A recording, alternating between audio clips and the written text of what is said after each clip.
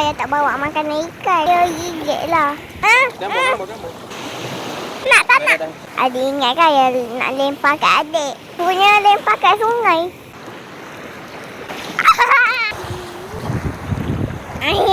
Ombak. Ombak besar. Ombak.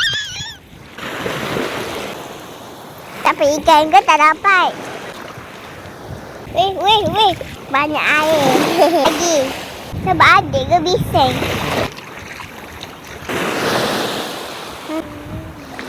Duri ke tak ada.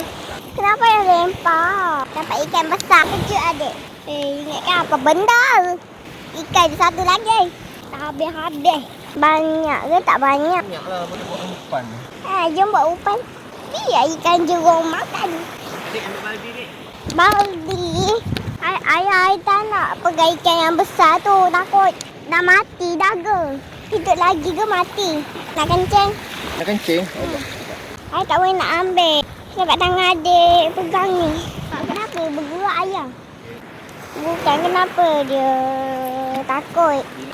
Kalau tak ada air dia matilah. Macam mana? Adik rakam tak tu? Kamu rakam.